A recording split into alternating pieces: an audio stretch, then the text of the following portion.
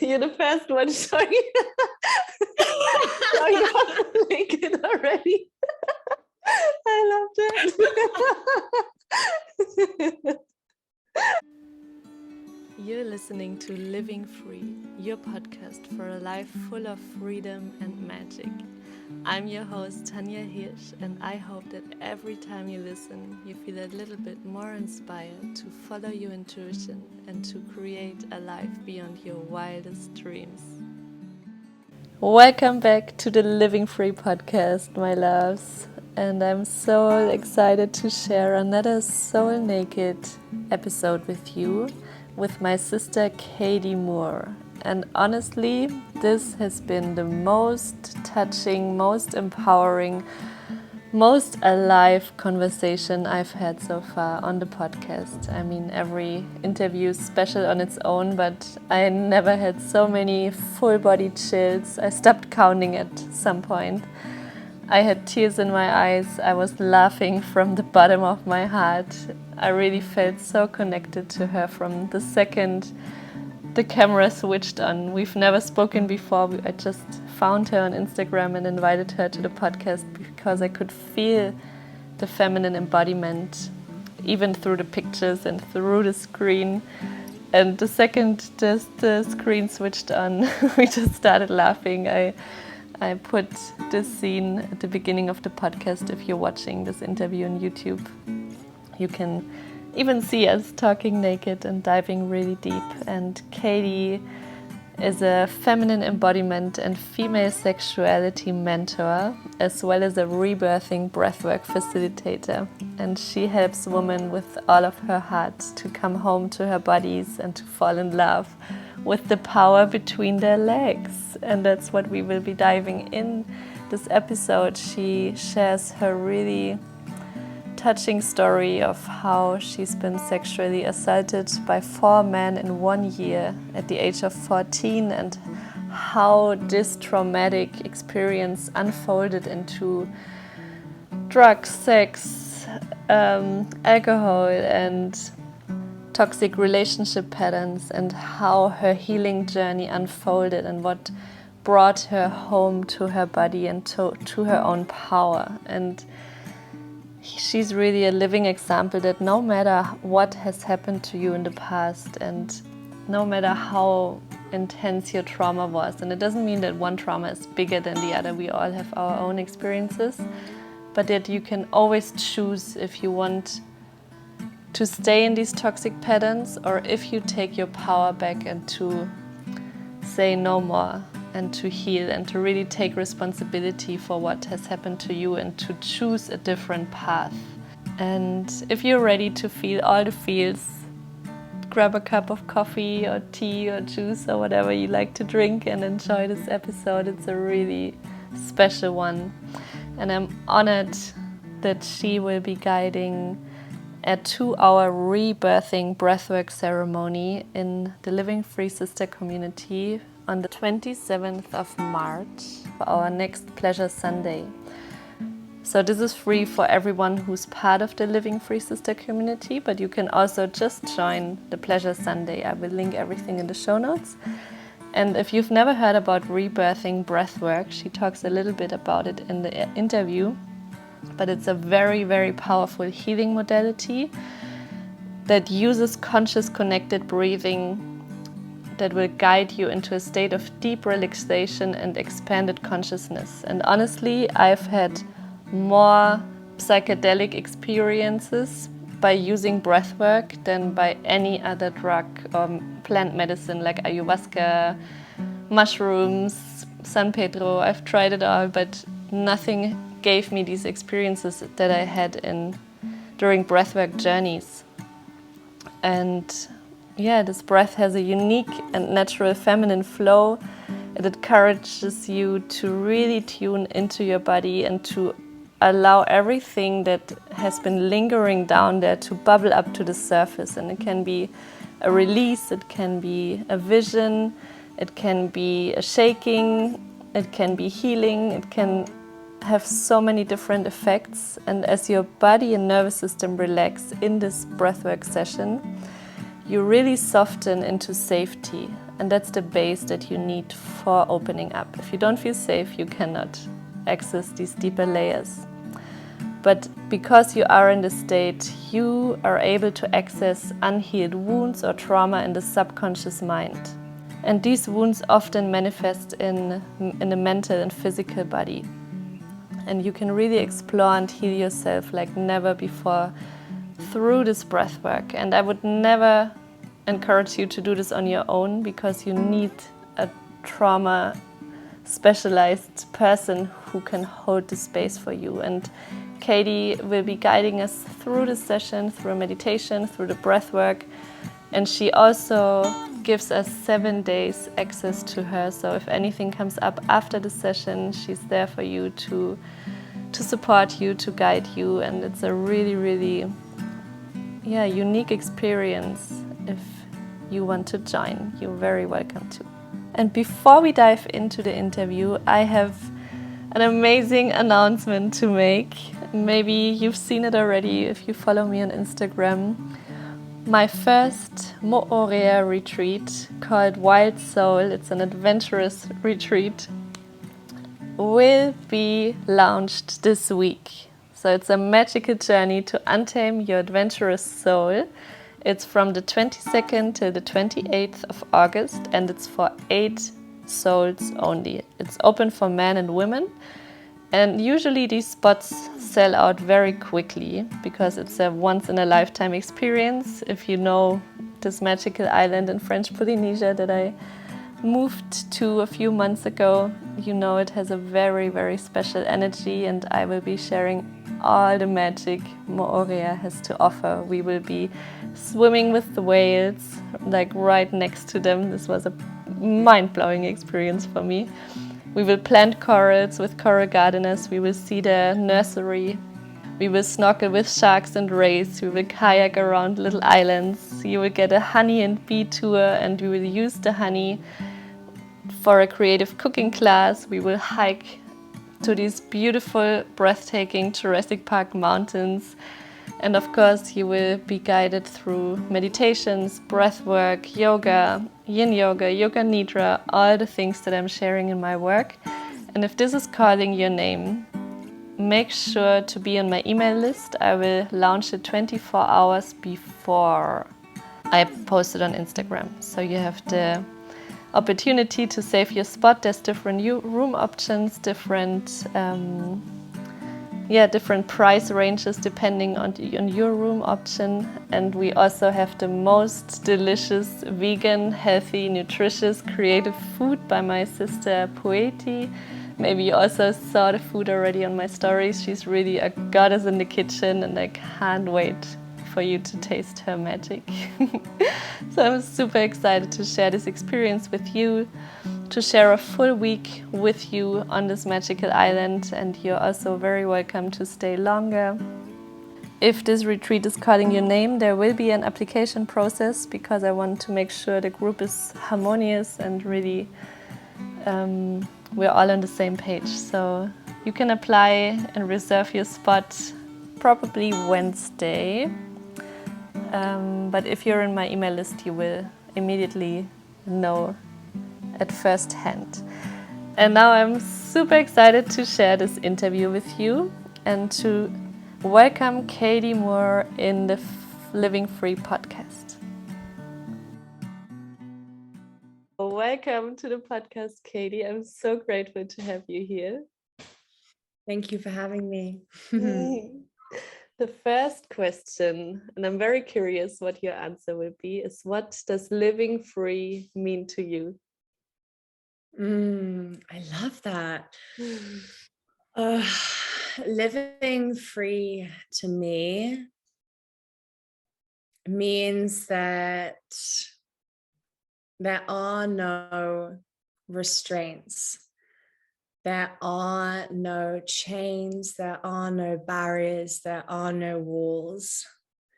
Being free to me means being stripped back, being stripped bare, from conditioning, ideas, things that are projected onto us, and really just living in full unapologetic alignment, completely bare. I think that's how it feels for me. I loved it, and you really embodied it. So when I first met your profile, I saw your pictures and you speaking on camera, I could really feel this free liberation expression, like the really feminine embodiment in its essence, just by being you. So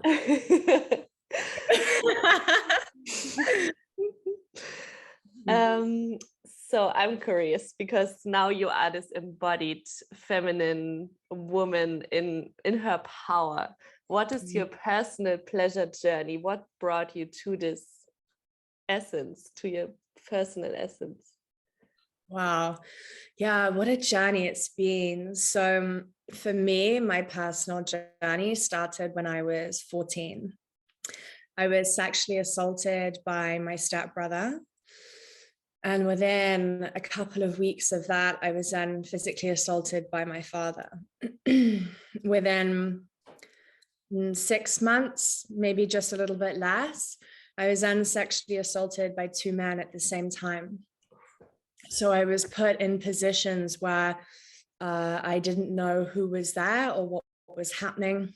And that for me, that trauma specifically has only really come to light in the last 18 months. It was so deeply buried within my subconscious, because I wasn't ready to heal and to move through it and to really fully feel it, right? You do have to feel it to heal it. And I just wasn't ready. So I was 14 and my nervous system just went into overdrive. I was just sleeping probably about 20 hours a day. I didn't know how to cope. I didn't have the support. I didn't have the tools. I didn't have the knowledge. I didn't have the wisdom. I didn't have the understanding. And knowledge is truly power. And I didn't have that. So I just became completely disconnected from my body. I was riddled in shame and guilt. And the only way that I could cope in that moment was just to shut down. So that's what my body did. My nervous system just shut down and I went into freeze. So my mother, who I was with at the time, so my mother and my father are separated. She left when I was 1. And my father is an alcoholic narcissist who has a tendency to beat women. And yeah, it's been such a wild journey to unravel the father wound and the relationship with the masculine, but also with my mother as well. There's definitely wounding there, which is so interesting, because I feel as though, listening to my story, it might feel as though, or seem as though, the relationship was damaged with the masculine, but actually if it's wounded in one, it's going to be wounded in the other. And the answer is not to if you're in your masculine, you can't just dance naked and be in your feminine. That's not how this works, right? Or if it's vice versa, setting strong boundaries or being really present and being really grounded, that's not how this works. It's about stripping everything back, right? Being bare, unlearning what we know, and then starting to build up from that. And that's how you start to get into your natural essence and your polarity and your energetic flow. So I was living with my mother, and she took me to the doctors and said, I think she's on drugs, which ironically came later. And they diagnosed me with clinical depression. So I started going to counseling every Saturday, 9 a.m. for what turned out to be 4 years, but I didn't speak about anything for over a year. So I would just go, I would sit there, I would speak when spoken to, I would answer questions, I'd move around things. I wasn't quite ready to be, I think that the two things for me, and I'm not sure if anyone listening can relate, if anybody's experienced trauma, no matter what the scale, right? Like my trauma compared to someone else's trauma, there's no inferior or superior. It's all relevant. It's all your experience. It's all valid. But for me, it was this two things. If I said it aloud, it was real. If I had said what had happened to me, then it was real and I couldn't take it back. I couldn't live in denial.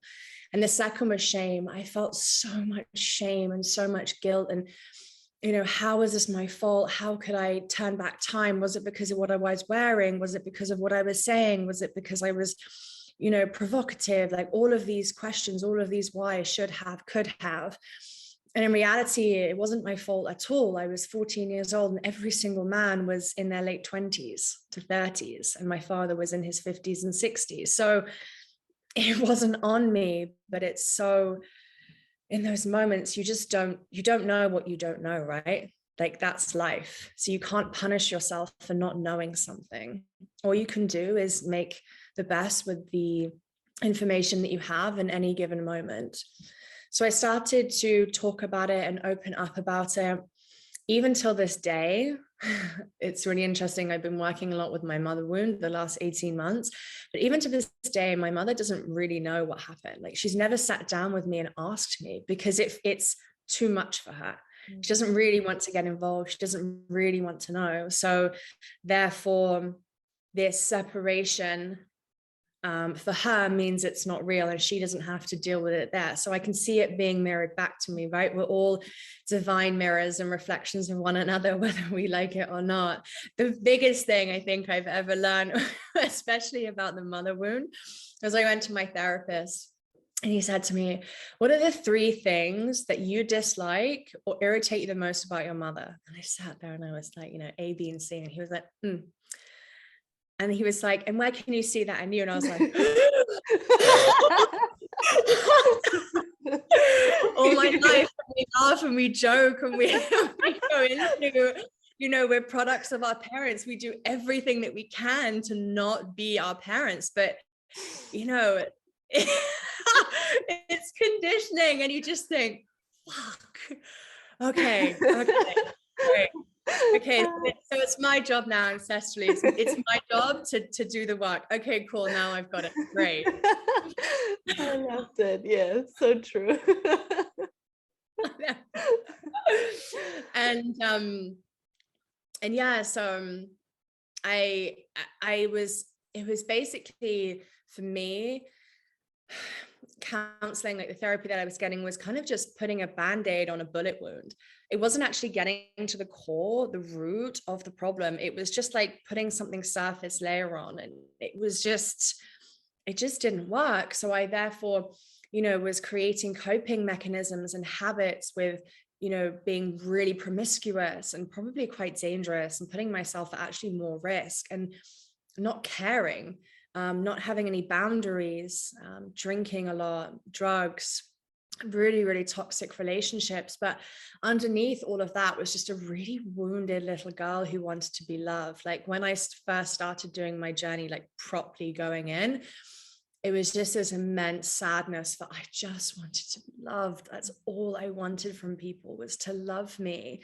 But equally, I was giving away my power because I was like, love me, make me whole, love me. And actually, that's not how this works. It completely comes from within, like this, it's especially the safety. I see this quite a lot at the moment. In fact, I saw something today on social media and it was talking about safety and the feminine feeling safe within the masculine, and saying this man said, the true testament of the man, the masculine who does the work, is how safe the feminine feels within his presence. And I thought to myself, I can kind of see how, yes, of course, somebody doing the work so that they're aware, and that self-awareness is key, right? And going to their depths. I go to my depths so I can meet you at yours. That's the real embodiment of the work that I do. But it's actually, in fact, I commented, which I very rarely do, but I was like, how safe a woman or the feminine feels in externally is only a measure of how internally safe she feels. If you do not feel safe on the inside, no one is going to make you feel safe. Yes. Regardless of masculine or insert anything that you like, it's not going to happen. It comes from within. You know, I always say to my partner, like, oh, you are such a beautiful addition. I'm so grateful you're in my life, because he doesn't complete me, because I am complete. I am whole without him. I do not need him to be whole. And the whole healing journey is, you know, you don't heal because you need fixing. You don't heal because you're broken. You simply heal to remember your wholeness. And that's really what it is all about. Oh, full body chills. Oh, someone needs to hear that. I love it. My nipples went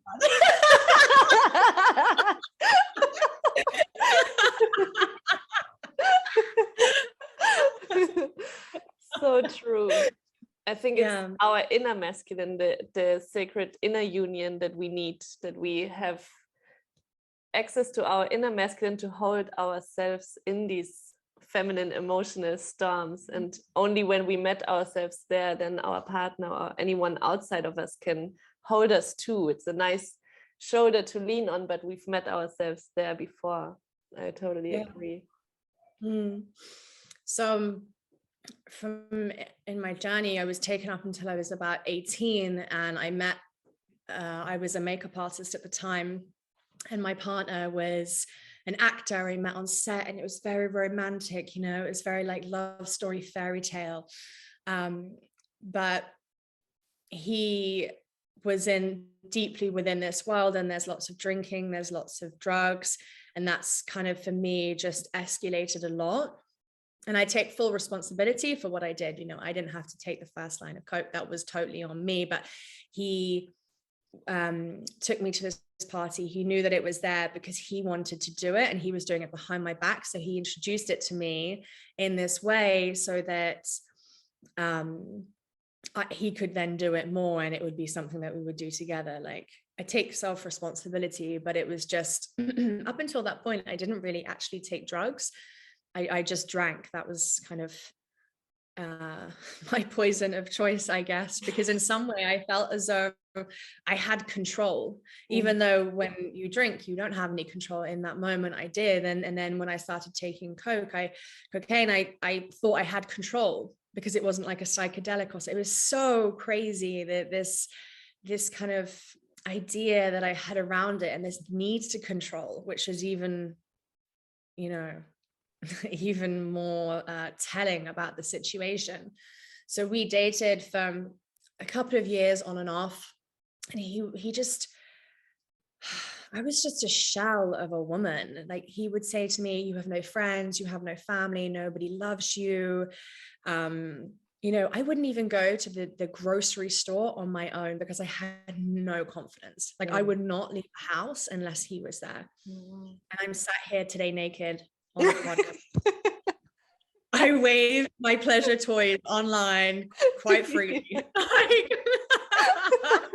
Like, I couldn't have been further from who I am. I was so disconnected.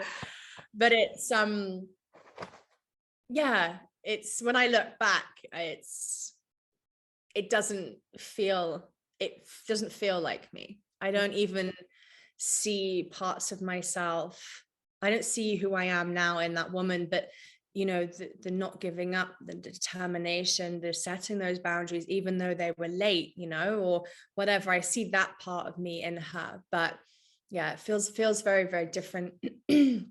So I booked a one-way ticket, and I went to America, and I met a group of people out there, and we just drove from New York to LA, and it was this big, like, life-changing moment for me. And it just felt really expansive, and it was so beautiful to be around all these people who, like, opened up my world so much more from the world that I had been living in. Because, like I said at the beginning, you don't know what you don't know. So if you do the same job, if you see the same people, if you do the 9 to 5, and you go out in the same bars every weekend, like, that's your world. And you don't know anything more. But there is so much out there to be explored and to be enjoyed and to be embodied. And it really opened me up. But still, I hadn't got to the roots of my problem. So underneath everything, there were all these underlying tendencies, habits that I was falling back on that were my crutch. And when I got back, my grandfather, who is the only man in my life and the only constant like masculine figure in my life, passed away really unexpectedly. And for me, it just completely shook my world. And I just went into self-destruct like never before. Everything else had just, it was sort of like I was living on this edge, and like it was going to go. Like, you know, I was bound to fall at some point. Something was bound to give, but it was only up until that moment where I just fell, and everything was just magnified. The drink, the sex, the drugs, the relationships, the disordered eating. I went from eating like comfort eating when I was like younger to then I was eating about 600 calories and going to the gym and burning 600 calories every day. Like it was this need to control. I couldn't control anything externally to me, and that was the only thing that I could control. So that's what I did. It got to a point where I had had enough. I had nothing else. I had nothing left to give. And I tried to take my own life. And I remember leading up to that point, Googling the tallest buildings in London, or what happens if you drink bleach. And I was like playing with this idea of it, but I was like, no, if I'm going to do it, I want to do it. This isn't like a cry for help. This isn't a publicity stunt. This is like, I'm done now. I'm done. And I remember my auntie called me and I spoke to her on the phone. And I just remember putting down the phone being like, it's so weird. She has no idea that I just Googled the tallest building in London. Like it was just this, it was from the outside, I was the fun one. I was the bubbly one. I was the pretty one. I was the skinny one. I was the one all the guys wanted to date. You know, I used to like totter around this little London office in my pencil skirts and high heels. And, you know, on the outside, it was this fun loving woman, but on the inside, I was just so, I don't know, hurt, just deeply, deeply hurt. And it was a Friday afternoon and I was at Notting Hill tube station in London. And I just was like, okay, this is it now. Like I'm done. Like today's the day. This is it. So I took one foot in front of the other as the train was coming. And I mean, it was just the most surreal moment where something, I believe it was my angels, literally like grabbed me and pulled me back. Whoa. And this train went straight past me, and I was like, oof.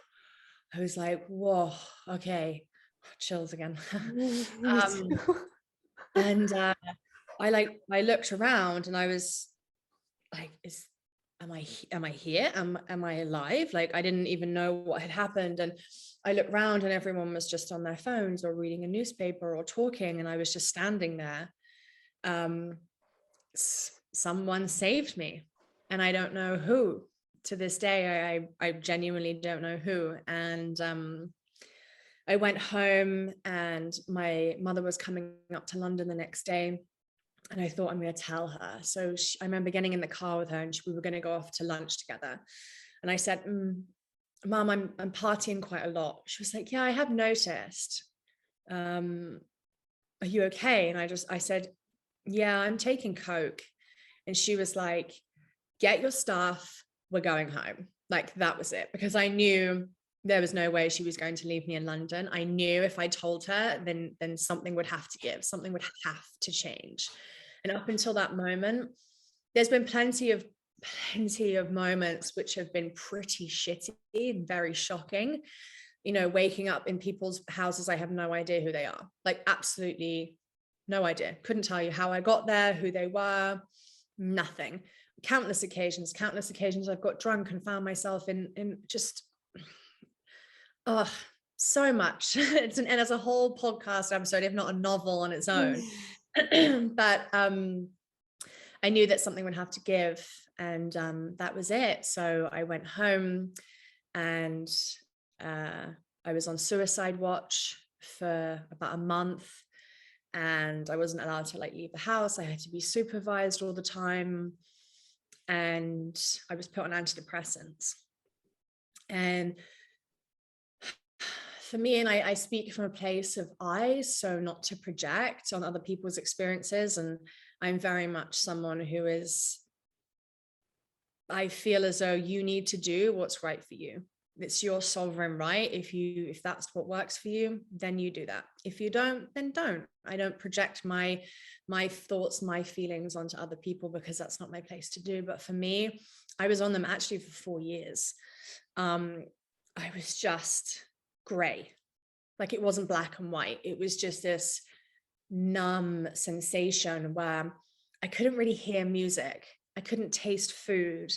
I couldn't really see colors properly. It was just this mundane, numb existence. I wasn't really happy, but I wasn't sad anymore, but I wasn't happy. So I didn't get anything. I didn't get any ebb or flow. And for me, I want to feel. Like, I spent most of my life numbing myself and disconnected from my body. So now I'm like, I want to feel it all.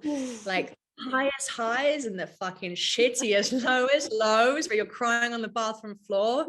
I still get those, right? Like, years in, I still get those moments. And they will continue to come. But I would so rather have those highs and their lows to feel and to be human and to live than just to exist, for me. So I went until I was on antidepressants until about 2017. So when I was about 23, I took over a property company in the Isle of Wight, which is a small little island off of the UK. I had no friends, I had no family. There was no connection there. It just felt like the right thing to do. Now I know it's intuition, right? Like, I didn't know these things back then. I've always been really intuitive, very psychic, always an old soul, always been told all of these things, but I never really pieced it all together. Mm-hmm.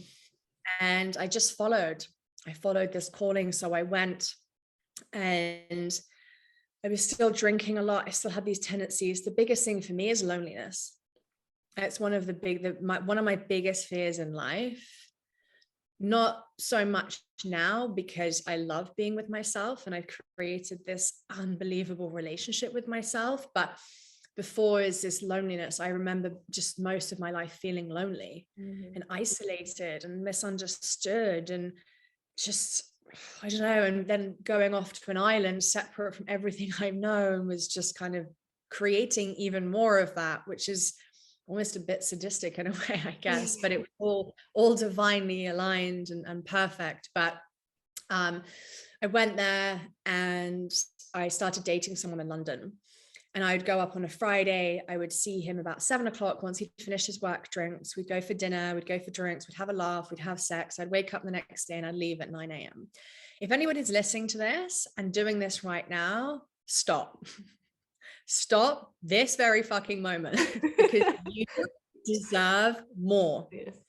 Yes. You are worthy of more. And in fact, if you identify more in the feminine, then you will never have enough.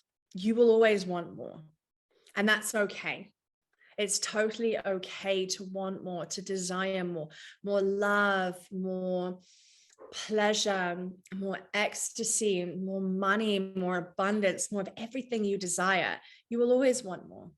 And that's absolutely okay. Embody that. Live from that place of I can't get enough, because there will never be enough. And actually, that's really freeing when you know that there isn't any limit. So you can just have it all. But what all is to you might be all is something very different to somebody else, right? I digress. That was my little rant. You're worthy. my self-love rant. And yeah, I just remember I did this for about 4 months, and I said to him, what are we doing? Like, where is this going? I wouldn't hear from him for like days at a time. Like he just wouldn't reply to me. He was not interested. I got the bare minimum. It was me doing everything, like chasing after these little breadcrumbs of love that he was giving me. And I just remember that it was a Saturday and I was in the shower and I just burst into tears and I was just like, fuck this. Like, I am done.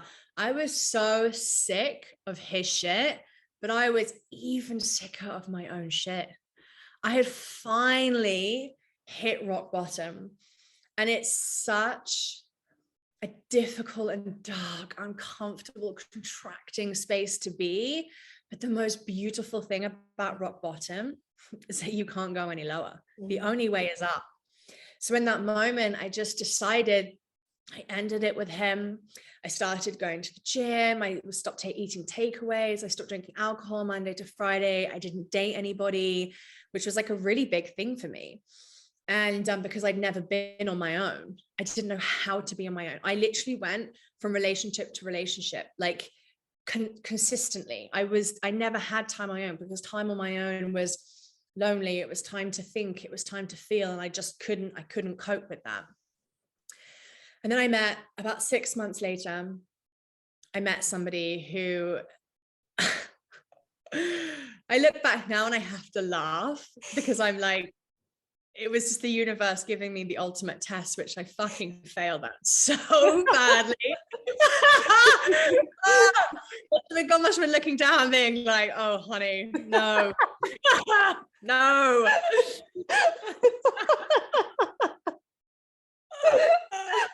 Oh, what was I thinking? I met this guy and it was just pure lust. Like I never felt lust like this. It was just hot and steamy and inappropriate in all the right ways. And it was just, oh yes, but it was drinking and it was drug fueled, like everything that I'd started to work my way through. And he was getting a divorce, and oh God, just insert all the red flags. Like honestly, I thought it was a carnival. I was like running towards them, like these red flags. No, and I'm like, yeah, it's a party. Yeah. Like, oh, come on. Oh, God. honestly.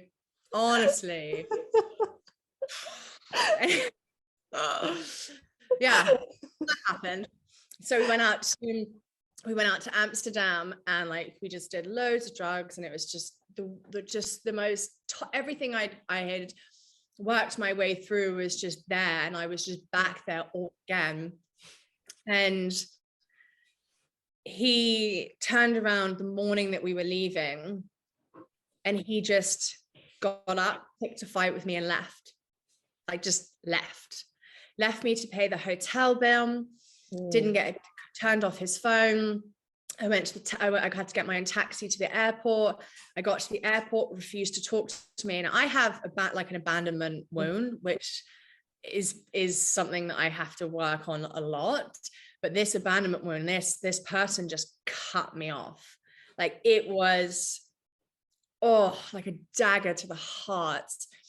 And that was without self-awareness. So like to feel that was just almost unbearable. We got on the flight, wouldn't speak to me, got off the plane, walked out at Heathrow Airport, and I never saw him again. That was it. Just left. And I was like, oh my goodness, what has just happened? This person was telling me he loved me 48 hours ago and has just left me. And it was just this constant cycle where I still actually see it playing out in my life now, but in other areas, like with friendships and things like that. I've had people be really full on, really lovely, oh yeah, and then just leave. And it's like this the sensation of feeling relentless. And it's very interesting because that's how I felt as a child. That's the way my mother felt. She was always like this constant all and then nothing, you know. I love you, I love you, love you. Oh no, nothing. I'm not here anymore. So it's so interesting when I look back now with perspective to be like, oh my goodness, look how it's played out all my life. And it will keep, if you can think of a situation, for anybody who's listening, if you can think of a situation that keeps happening to you, it's for a reason, right? There's no mistakes in the cosmos. If you have something that keeps happening in relationships and friendships and work and insert anything that keeps happening, you're like, I don't understand why. Sit with it, look at it, feel it. You know, I always like going into your body. That's the biggest work that I do, is working on a somatic level. Yeah. And I just remember crying on the bathroom floor. Like I couldn't feel like I didn't feel like I could breathe. I was so hurt by this. And I went back to the Isle of Wight.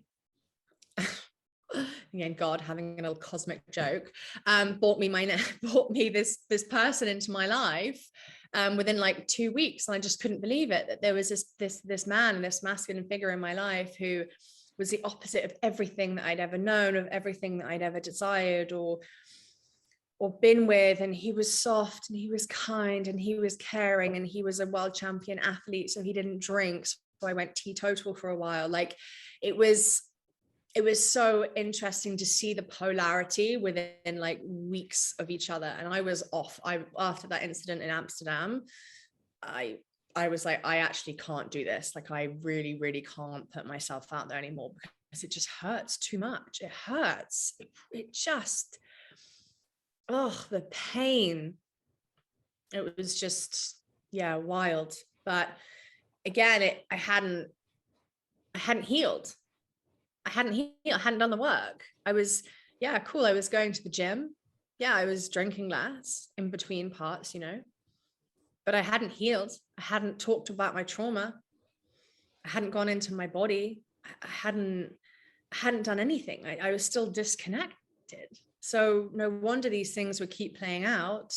And then I went from, you know, classic polarity. I went from drinking and drugs to teetotal, to binge eating, to eating hardly anything. Well, for me with the disordered eating, something that comes up more often is I don't eat anything all day and then I binge eat at dinner.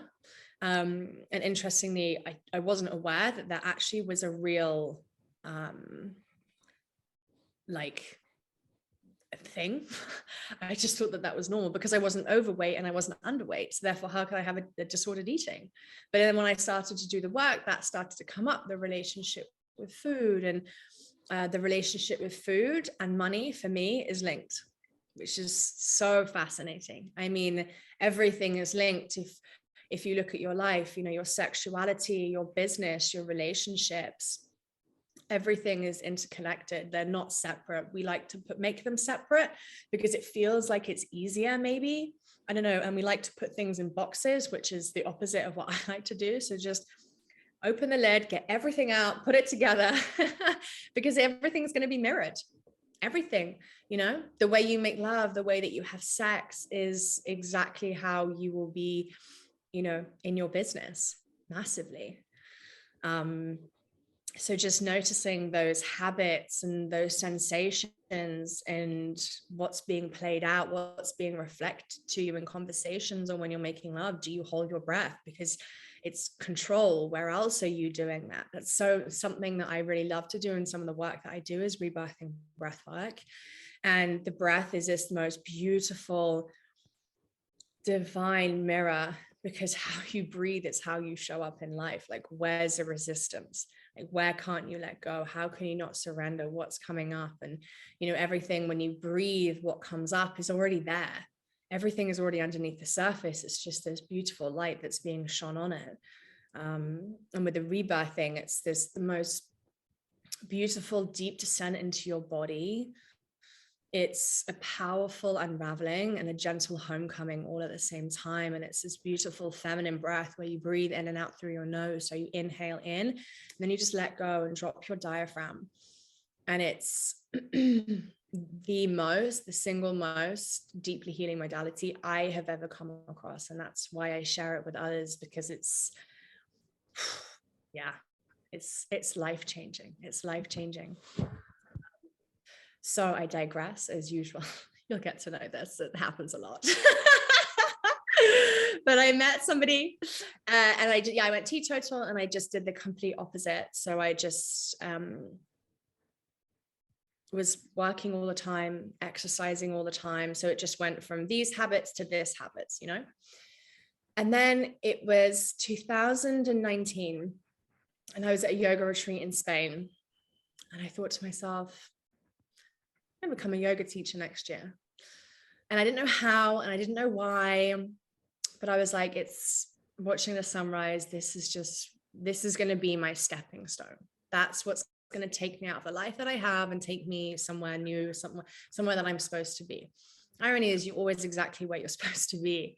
We always try and get somewhere else. We're always trying to, you know, I don't use the term goal. For me, I like intention. It feels feminine. It feels fluid. There's no setting up for failure. It gives you the flexibility and the fluidity just to change your mind, because we're always we're cyclical beings. We're changing from moment to moment, day to day. So what I desire right now, it's not what I'm going to desire tomorrow. And that's absolutely okay. So give myself that freedom to do that and to embody that. And I came back, and I had no connection with my womb or my sexuality in any way at this point, but I knew something was wrong. So I went to a private surgeon, and I just was like, I just need some tests. I know this sounds crazy, but something's wrong. I'm not quite sure what. It just doesn't feel right. So I had an ultrasound, and they found a 6 centimeter cyst on my left ovary and 4 centimeter cyst around my left ovary. A little bit of endometriosis in the lining of my womb. So I had to have surgery. And at the time, I was 26. And they said to me, you're going to struggle to conceive. Fertility is going to be an issue for you. That's just something that you should be aware of, because you're in a long-term relationship. And in that moment, I was like, fuck, because I knew I was destined for more. The relationship, I needed more. I wanted more. He wasn't enough for me. And that might to some sound awful, but I'm happy in saying that, because I'm in a relationship now where he's incredible. And I'm so glad I didn't settle.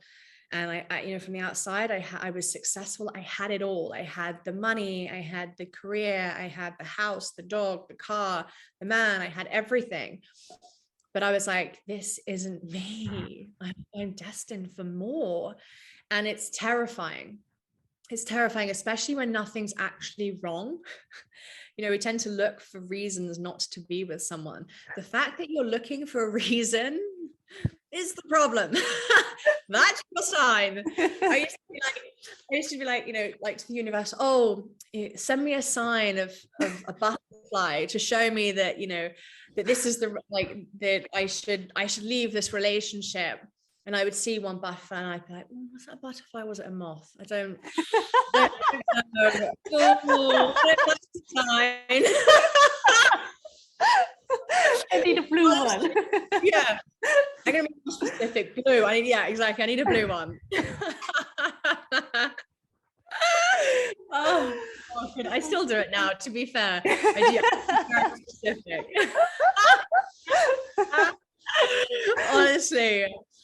Honestly, what am I like? Yeah, I'm sure that I resonate with this. So what's that a sign? I need a bigger sign. I'm gonna wait. I'm gonna wait for a bigger one, because that wasn't enough. And talk about denial. So yeah, I got in the car, and he hugged me, and I just burst into tears, and I just knew, like, this is it. Like, this is the end. And we went our separate ways. I then started to come back. I live in Brighton in the UK, and I started to spend a bit more time here, and it just felt right for me. It felt expansive. I was used to this tiny little island life, and I mean, well, you've been listening to me, you know what I'm like I'm here, I'm like full of life. I want to experience everything. There's so much to me. Like, I'm multifaceted, multi-orgasmic. Like, I just want it all. I want to experience everything that life has to offer. I'm a Taurus, Sun, Scorpio rising. I'm here for all of the earthly pleasures. Like, I am here.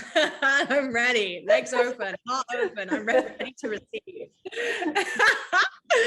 And yeah, about 4 months in to being here, I went to a yoga class on a Friday morning, and my partner put his yoga mat next down to mine, and he wild thinged on it, and I was Patty.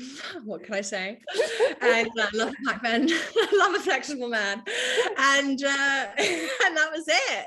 We met, and we were friends first because he was going back to LA and I was going off to Spain, and it was just this interesting time, but we were best friends first, and that's how it happened. And he's been such an important part of my journey because I've never met anybody who is as kind or as soft or as loving as he is.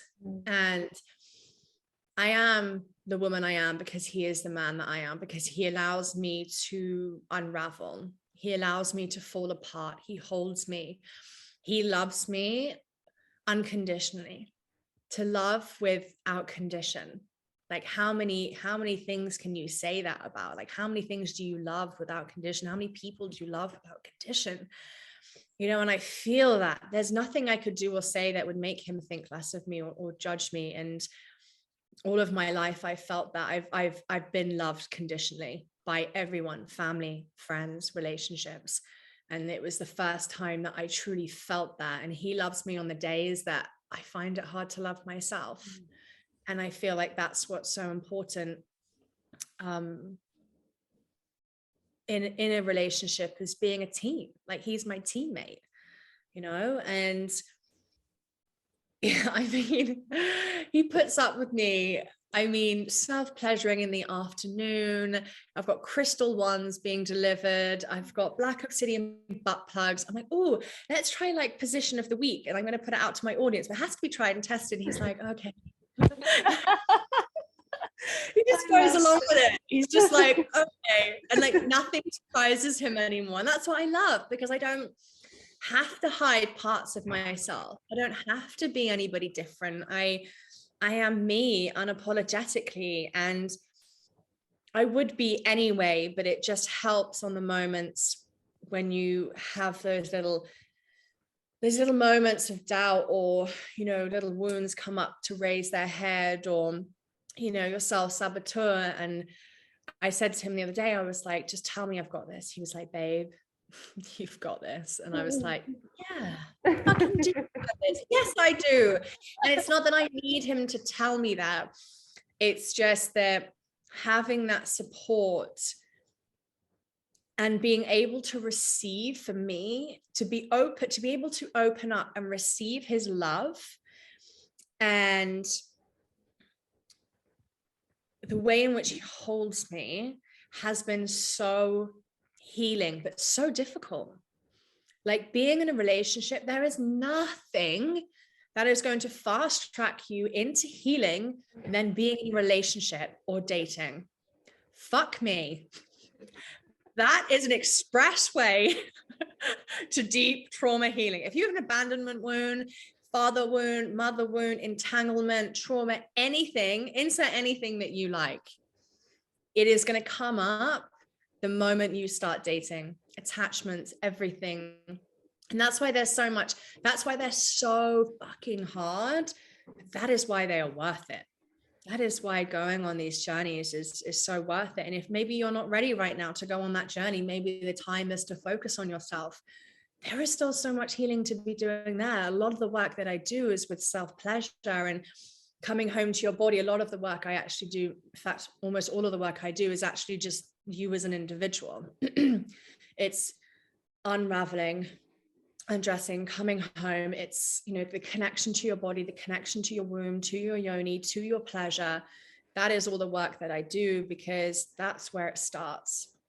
If you are unable to feel pleasure or experience pleasure on your own, how are you going to expect other people to do that for you? So how can we expect him or her to pleasure us if we don't even know what we like ourselves?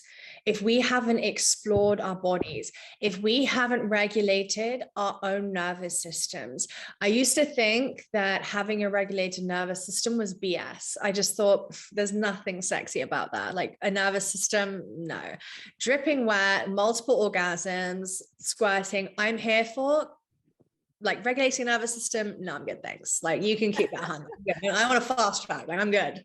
But it's so funny because that's just the classic way in which we've all been brought up, and actually something which we're really embodying now more than ever. It's like, I want what I want and I want it now. In fact, I probably want it yesterday. And it's actually starting to slow things down. You can't feel things if you are jacked. If your nervous system is jacked, which mine has been most of my life, you are unable to feel anything. If you are here at 10 on a nervous system scale, so 10 is fight and flight and -10 is freeze and fawn, and you are trying to get up here to an orgasm, there is no way you are going to be able to do that. You have to come back to center, to balance. It doesn't have to be completely equal, but in a balanced, regulated state to then be able to go up and receive pleasure, to be able to open yourself up. That if you do not feel safe in your own body to open up, you will never open up for somebody else. If you do not explore your body with self-pleasure, how are you going to know what you do and don't like?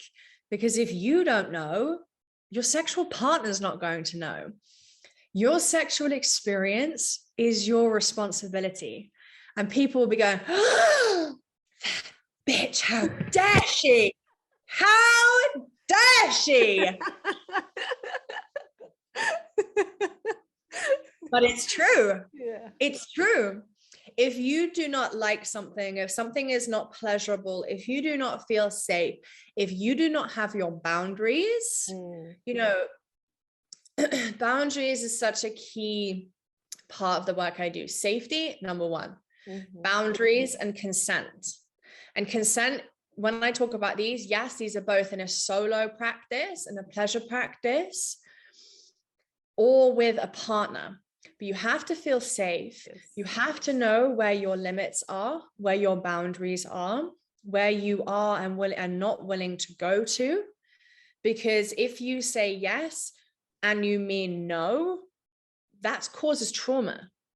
Whether it's with a partner you've been with for 10 years or you've met on the first night, if you don't listen to your body and get consent from her, because she will talk to you.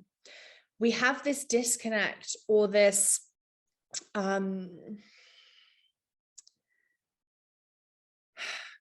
we feel as though our mind and body and soul are separate, but they're not. They're all part of one. But your body is not against you. She is your best friend. It's about creating this relationship of trust, of love and honor and respect. Your yoni is your sacred temple. So it's coming back to her and honoring her with reverence. When you see yourself fully. When you touch yourself with reverence. When you move and when you make love and when you pleasure, embody that pleasure like the goddess that you are. And you are worthy of that. You are worthy of that. Taking your time, slowing things down. There's no need to rush. I'm not saying that, you know, sometimes a quick self-pleasure practice or a quickie with your sexual partner isn't fun. And there can be a lot of fun in that. There can be a lot of pleasure in that, right? I'm not saying that everything has to be this like so slow, sacred sensuality. I'm not saying that. Sometimes, you know, I want to be called a dirty little slut and have my hair pulled. Great. Sometimes I really want to be touched and stroked. Great. We don't have to be one thing. Just because you feel like it one day doesn't mean you have to feel like it the next. Really, for me, it's about meeting yourself where you are, not yesterday, not when you were 18, not where you want to be, but where are you now? And starting to create that relationship with your body so that you know oh, I'm feeling a little bit out of I'm deregulated. I'm not feeling quite like myself. So I'm just going to need some time to really soften into it. For example, I said to my partner a couple of months ago now, I said to him, I feel as though I initiate a lot of the sex, or the sexual experiences that we have. I would really like it. Communication, by the way, number one, is absolutely key. So learning to speak your truth, learning your boundaries, feeling safe, it all comes in with a communication. And I said to him, I feel as though I initiate quite a lot of the sexual experiences. And he said, I understand what you're saying. Thank you for telling me. I really appreciated it. Noted. Great. That's all it has to be. It doesn't have to be this huge thing. It doesn't have to be he said, she said. It doesn't have to be this, you don't do this, I don't do that. It doesn't have to be any of that. It can be really cool, really calm. I always find having conversations, it doesn't have to always be in the bedroom. It can actually be out when you're in a really neutral place, like going for a walk or something like that, where you're outside of your home, especially if you have it together, and kind of taking out the charge from it. And so it's just really nice and really neutral. And I was like, noted. He was like, okay. I was like, great, cool. Then the next day he called me into the bedroom. He's like, oh, can you help me change the sheets in the bedroom? I was like, yeah, sure, no worries. So I went in and he had put candles everywhere. Like the entire room was full of candles. There were my crystal wands all over the bed. There were petals. It was just, it was like this beautiful sex dungeon. Like it was just, goodness. Even now I'm like, yes. Honestly, she's purring. I've lost track. Honestly, I've got a hot and bothered. Honestly, I've got hot. Cool down. But because he'd caught me off guard, because he'd called me in, and because I'm not used to him doing that, my body went into flight. I could feel my heart rate starting to go and this anxiety in my stomach. And he was like, are you okay? And I was like, yeah, you just caught me off guard. So I feel a bit like taken back by it. Not that it's a bad thing. This is just my primal, biological reactions. That's okay, right? You can't fight that. And we lay on the bed and he was like, this is all about you. Like, how can I serve you? Like, what is it that you desire? Right. I mean, maybe if you're listening, I'm like, oh my God, ready to go. Yeah. Right. Because your heart and your pussy are connected, right? If you have a clenched fist around your heart and you are not able to open your heart, you cannot open your pussy. So that is number one.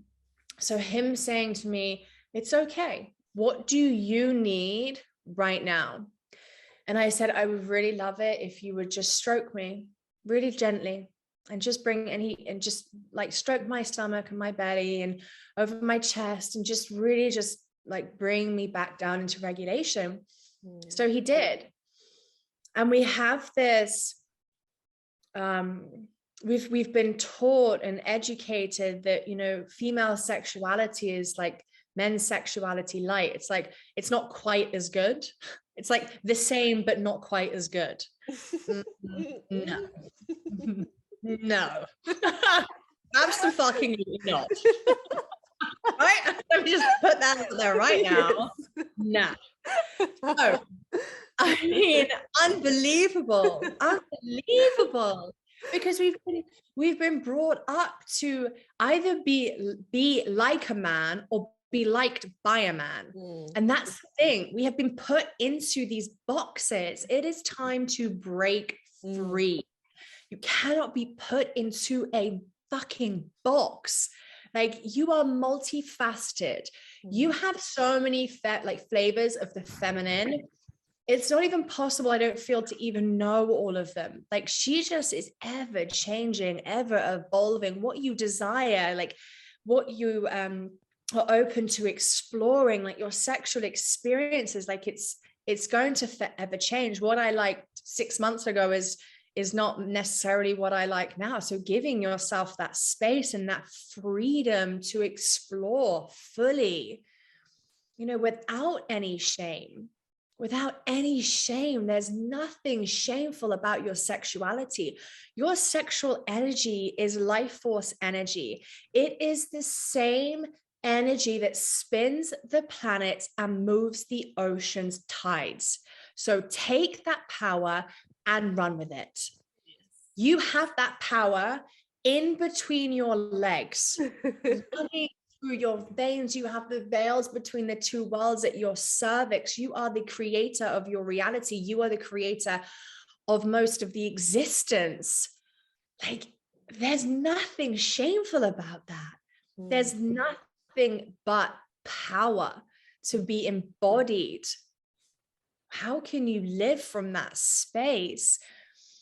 And I literally softened into this safety that I've never experienced before, because I felt seen, because I felt heard, because I felt honored, because I wasn't being rushed, because my boundaries were being listened to, and I listened to my body. I could have just done it, you know? But the thing is like, with an awakened pussy, right? And when I mean awaken, it's about being turned in and turned on. That's what I mean by an awakened pussy. And she takes no shit. She will not use lube to cover up her nose. She will not accept inferior lovers or inferior cocks. She will not put up with people crossing her boundaries. Like, this is just not what we're here for. Right? Yeah. Amen. Oh, so true. Oh my God. Right. Yeah. And it's about giving yourself permission to say no. No, I'm not ready. How many times, realistically, because I know I've done this countless times, how many times have you said yes to having something inserted in your pussy, whether it be a yoni egg, a tampon, a moon cup, you know, having penetrative sex, a dildo, a glass wand? How many times have you inserted something into your body and not actually been ready? You haven't had that full body fuck yes, because that is the only way I want to live my life, is with a full body fuck yes. And if it's not a full body fuck yes, it's a hell no. It's not fucking happening. And that's okay, because it doesn't mean, just because it's not a yes right this moment doesn't mean it's not going to be a yes. But give yourself that permission, give yourself that time. It takes men around 3 to 5 minutes to be fully aroused and be ready for penetrative sex and almost to have an orgasm. For women, it takes 30 to 40 minutes. So you are not going to be ready the same time as your partner, your sexual partner is going to be. And that's okay. How many times I've done something because I thought, oh God, I've been here 10 minutes. Like, he's going to be waiting for me. Good. Let him wait. What a fucking honor it is. Yes. Thank you very much. Right. And because I've created these boundaries and this consent and this relationship to my body, I am able to go so much deeper. Like that experience, that particular sexual experience, I had like full body multiple orgasms during that experience. Like, I was there because everything was in alignment, because I waited and I trusted and my partner was there. I respected myself and my partner was respecting me. If your sexual partner is not respecting you, then walk the fuck out the door. Yes. Right. There's no need for like, you don't have to be doing anything for anybody other than yourself. So it's just creating that relationship more than anything. And I feel as though on my journey, for me, I was always like, oh, I can only have one orgasm. Nope. Huh? Are you okay, hon? What? The biggest lie ever told, that women can't trust their bodies. That is the biggest lie we have ever been told as a woman, is that we are unable to trust our bodies. So now when I go to be intimate with my partner in any way, I have an orgasm, as in, orally or whatever it is. I have an orgasm before we have penetrative sex every time, because then it's so healing on so many levels. It's taking that time, it's the boundaries, it's consent, it's the trust, it's the honor, it's the intimacy. It's that then my body is fully ready. Like, she is ready to be entered properly and fully and surrendered and like, yes. And then it will take me time, maybe not some days more than others, but it will take me time then to have an orgasm. But it's not up for my sexual experiences on me. His sexual experience is on him. If he can't wait, then he can't wait. Then he can finish me after. Like, it doesn't stop just because he has an orgasm or she has an orgasm. So yeah, there's just so much to be unlearned, to be learned, if that makes sense. Totally. Oh my God. Katie, first of all, thank you so much for sharing. I stopped counting how many times I had goosebumps, and I really felt you. This is such a powerful story, and everything you just shared is so valuable. And I felt you so many times, because now I'm in the first relationship ever where I feel like my sexual lioness can be explored and can express herself, because before I've either I never felt safe in the relationship, or there was no polarity. And this time I really feel like you said, I feel seen, I feel heard, I feel nourished, I feel loved, I feel respected, appreciated. And this is really the key. Through the heart, the yoni opens up to so much more pleasure. I experience orgasms I didn't even know were possible. Like last week, we had a really, really beautiful lovemaking, and I'm not kidding. I had an orgasm for 4 or 5 songs straight. I'm not kidding. It was like, he's like, is this ever gonna stop? And I said, I don't know. I hope it doesn't. Because we are so used to these clitoral orgasms, but there's so much more pleasure potential if we really open before we let anything in, before we are running towards the goal of an orgasm. This was just waves of bliss and orgasm running up and down through my whole being. And he was not even penetrating me. He was just using his hands. And I believe he has magical hands. So I would like to dive with you a little bit deeper on how, imagine you're the Katie 6 years ago that already had a lot of sex but didn't honor her womb. How can you, for those who are listening and they don't have this connection yet, and they maybe just do the vibrator session 3 minutes before going to bed, how can you start exploring your womb space, your yoni, your different pleasure portals to open your body up for more pleasure? How can you make this ritual of self-pleasure more sacred? Well, that's exactly it, right? Like, I don't use the term masturbation, because for me, that's what I used to do when I used to use a vibrator and watch a lot of porn. I used to masturbate for me. Whereas for me, this is more, self-pleasure is more of a journey. It's more of an experience. It is more of a ritual. When I go into self-pleasure, and when I invite everybody to do, is to take away the expectation or the intention of having an orgasm. So completely just take that out of the picture, right? Because we all know that we can have one.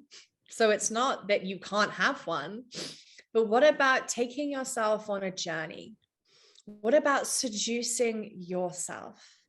I love to touch my own body. Like, even now I'm doing it and I'm getting turned on, like, just by touching my own body and learning these different like pleasure pathways. And if you're using a vibrator, it means that your pleasure pathways are just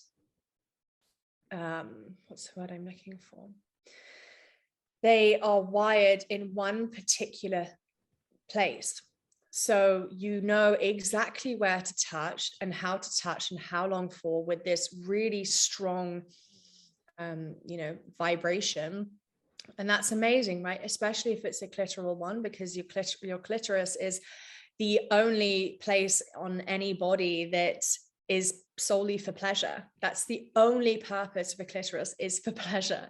So, by touching her, it will happen, it will come. But what about just like taking that away and being soft and being slow? And I guarantee you there will be 100, if not more, other things that you will explore about yourself that you didn't even know was there.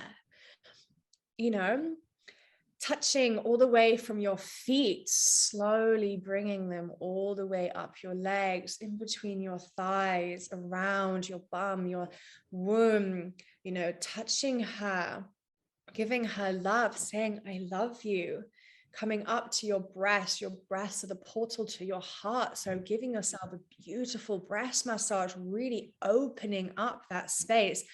This is not a sales point, and I'm not saying to breast massage for this, but my breasts have definitely grown since I've been tapping into my feminine more.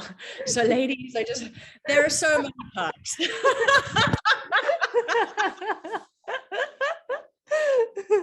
Yes. I can't say it's going to work for everyone, but I've definitely noticed that because my heart is now more open, my breasts are definitely bigger, because I'm opening that space and that blood flow and everything, and moving it around, coming up into your scalp and rubbing your hair, like, oh yes, and coming down. And you can play with like different sensations. So maybe it's like a feather like touch, and then coming into something that's more earthy and grounded, maybe like a massage where you like knead your body, doing this and grabbing yourself in places. And then a little bit more fiery with pinches and flicks, and maybe scratching and biting, and explore. Like, it's supposed to be fun. It isn't serious. Pleasure is your birthright. It is what you are here to explore and embody. So have fun with it. Take away the notions and the ideas and everything that you've ever been told about it, and actually just find what you like, because what you like isn't necessarily what anybody else is going to like. Not that that's weird or different. That's beautiful. That's unique. So how can you meet yourself here? How can you be liberated in that? Where can you infuse pleasure into everything that you do? So making your morning cup of coffee, dancing around naked. Like, I dance in front of the mirror naked, and I'm like, wow, look at me. Like, there was up until not that long ago, like a couple of years, I couldn't even look at myself in the mirror. There's absolutely no way I could even look at myself in the mirror. So if that is you now, I promise you, go slowly, listen to your body, and have fun with it. But really, lighting candles, putting on a really sexy playlist that you enjoy, massaging yourself, long baths. And the way which I love to connect to my yoni and ask for consent before entering her at any point is I place one hand on my heart and one hand on my womb or my yoni. And I just close down my eyes. I just take 3 deep breaths in through the nose and out through the mouth. And I ask her, how are you? What is it that you desire? How can I support you? How can I hold you? How can I love you today? And creating that connection, because I promise you, she will respond. If you ask her, she will respond to you. And saying, if you don't have time, I believe everybody has time. We just have a choice. Which again, people will be like, I have 3 kids. I can't do this. Okay, we'll get up 15 minutes earlier. That's my response. And people don't like that. And that's absolutely okay. Please don't at me, because I'm not interested, because you can get up 15 minutes earlier. Cute angry DMs. And that's okay, because I am your divine mirror. I am simply holding up to you, right?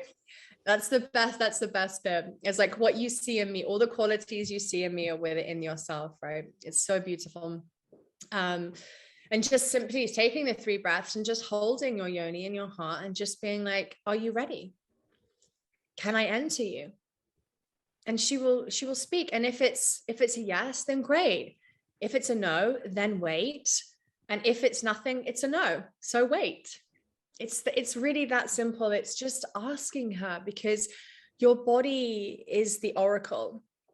You know, all of the answers you seek, you know, all of the wisdom that you're looking for, all of the medicine that you desire is within yourself. That's it. You know, my job is not to fix you, or, you know, I can't do anything for you. I am simply here to hold a mirror up to you, to show you your beauty and your divinity and the infinite possibilities. That's all I am here to do. So listening to yourself, if you listen to your body and you are open and ready to create that connection, you will always be living in full alignment.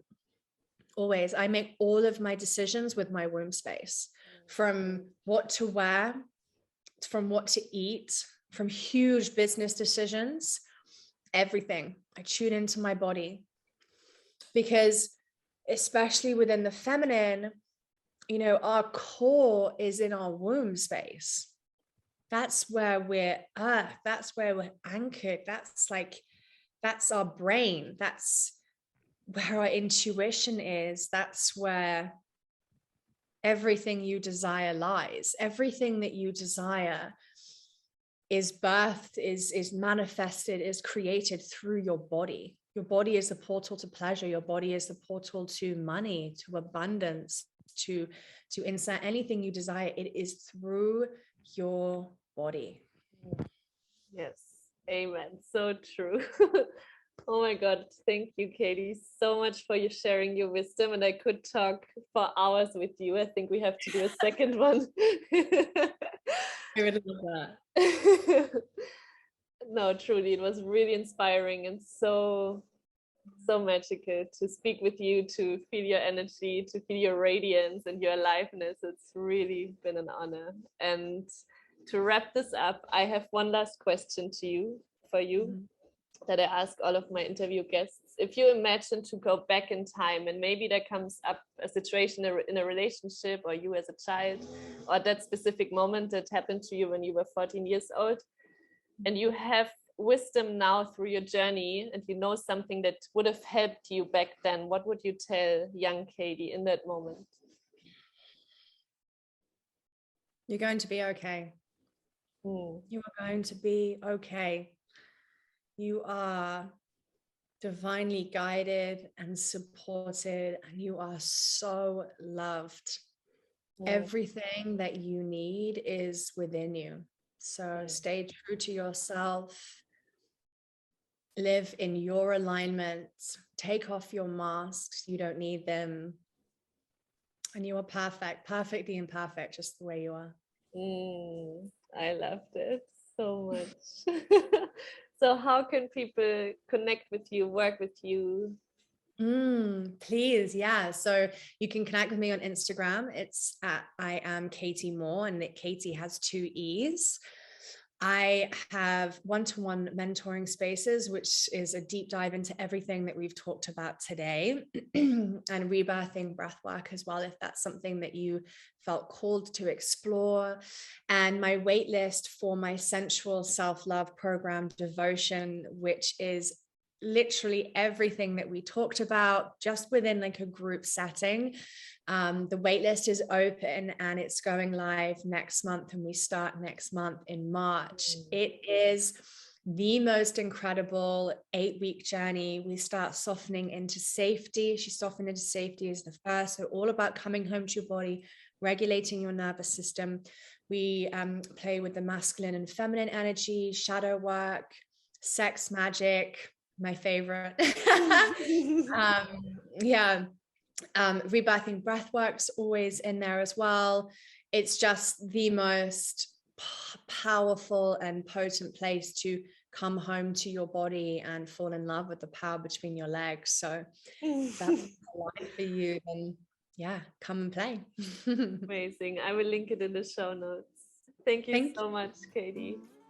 Thank you so much, my love. It's been such a pleasure. I hope you enjoyed this episode as much as I did, and it touched your soul as much as it did mine. And if you want to experience Katie's magic, make sure to sign up for the Pleasure Sunday on the 27th of March for her magical rebirthing breathwork journey. And I hope you have a wonderful week, and I see you next week.